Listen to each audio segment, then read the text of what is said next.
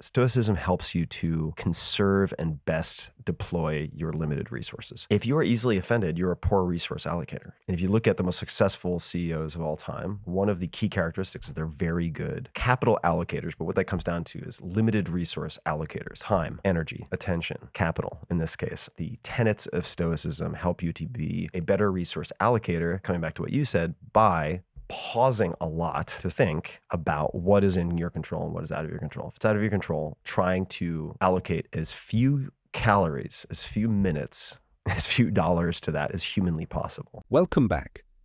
Today we're exploring a powerful intersection of ancient wisdom and modern psychology, Stoic practices for enhancing your emotional intelligence. If you're looking to better understand your emotions and strengthen your relationships, stick around as we dive into these transformative techniques. Emotional intelligence is the ability to recognize, understand, and manage our emotions, and it shapes how we relate to others. In one memorable interview, Ferriss explained that mastering your inner dialogue is essential for both personal and professional success. Fundamentally, I think my journey of becoming, hopefully, more wholly human is bringing online sensitivities that I took offline as a kid. If you've shut off certain types of feeling, which I had done, when you feel any inkling of certain emotions, you then have a harsh inner critic to shut those things down.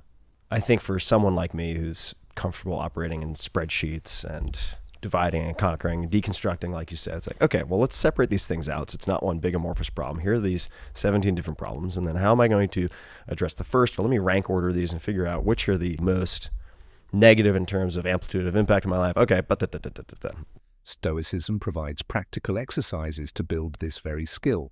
Think about it. How often do you pause to really feel and analyze your emotions? Comment below if you've ever experienced a breakthrough moment in understanding your feelings. One of the core Stoic practices is journaling. Alexander Ludwig, in several interviews, shared how daily reflection helped him process challenges and maintain emotional balance, even in high-pressure situations. Journaling lets you record the events of your day, evaluate your emotional responses, and set intentions for improvement. Have you ever kept a journal? What's one insight you've gained about your emotions through reflection?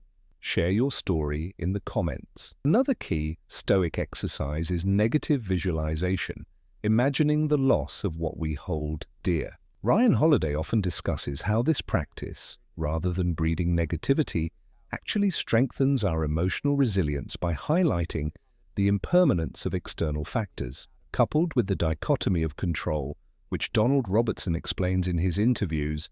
You learn to focus solely on what you can change, your actions and reactions.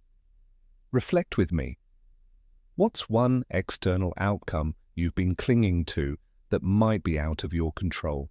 Let's discuss in the comments how letting go can free up emotional energy. Stoicism isn't just about controlling your own emotions, it's also about understanding others. By practicing mindfulness, you become more attuned to your surroundings and the people in your life.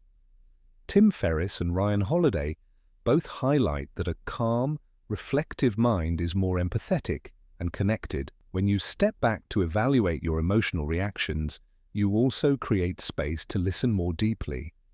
Ask yourself, how can a more mindful approach improve your connections with others? I'd love to hear your thoughts. Drop a comment below.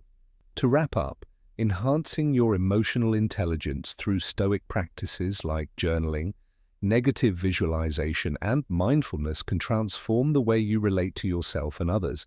Remember, it's about recognizing what you can control, learning from every emotional experience, and continuously growing.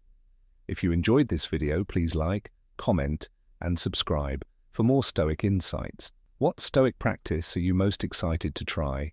Let me know below. Your journey could inspire someone else. Until next time, stay reflective and stay stoic.